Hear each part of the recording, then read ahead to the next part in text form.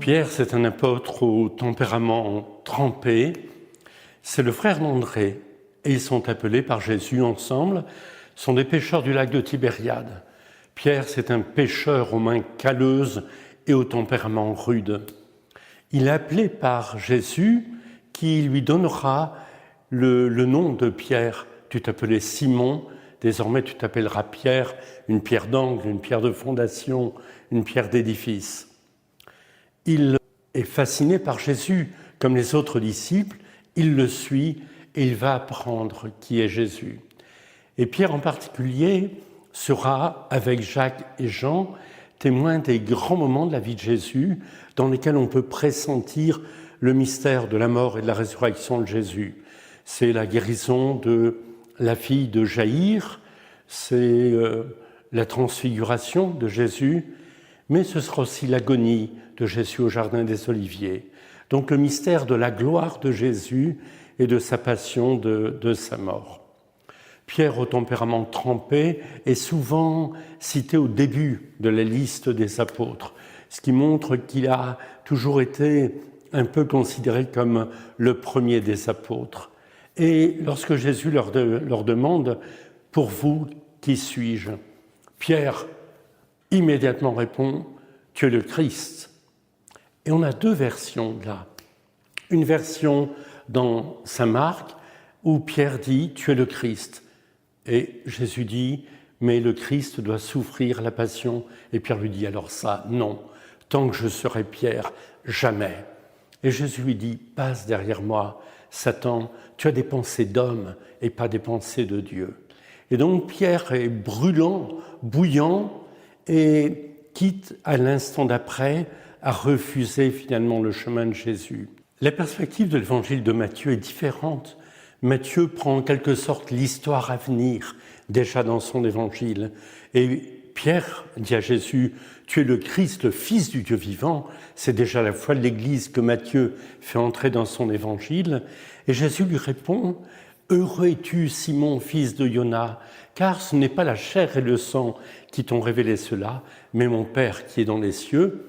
Et tu es Pierre, et sur cette pierre, je fonderai mon Église. » Et on sait de fait que l'apôtre Pierre, après avoir renié le Christ, après être revenu vers lui, ira jusqu'à donner sa vie, et Pierre sera martyr à Rome, probablement vers les années 65-70 de notre ère. Pierre demandera à être crucifié la tête en bas, car il n'est pas digne de subir le même martyre que son maître.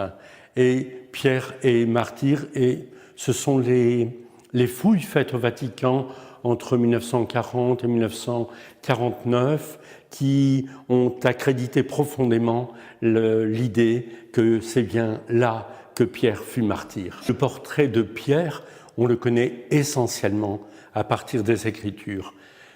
Pierre, un pêcheur aux mains calleuses, au tempérament bouillonnant, qui apprend à devenir disciple et qui ira jusqu'à être apôtre. Juste avant la Passion, Pierre dit « Mais j'irai partout avec toi, même jusqu'à la mort ». Et Jésus lui annonce qu'il aura renié avant le chant du coq. Simon ira très loin dans le reniement. Et Luc nous dit, durant la Passion, il croise le regard du Seigneur et il fond en larmes. Mais baigné par le regard du Seigneur, ce sont les larmes du repentir. Il est déjà du côté de Jésus. Et à la fin de l'évangile de Jean, Pierre, pour la deuxième fois, parce que ça lui est déjà arrivé, saute à l'eau pour aller vers Jésus.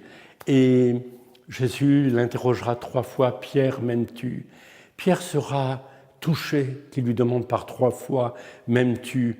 Les 3 reniements seront en quelque sorte repris dans un triple acte d'amour. Et Jésus dit « tu es Pierre, et sur cette pierre je fonderai mon Église ». Et puis on retrouvera Pierre le jour de la Pentecôte. Avec les apôtres, il sera pris d'Esprit Saint. Pierre, c'est un homme enraciné dans la pâte humaine, comme nous le sommes, bourré de défauts, bourré d'enthousiasme. Et c'est le regard de pardon de Jésus qui bouleverse sa vie, qui l'emmènera jusqu'au martyre.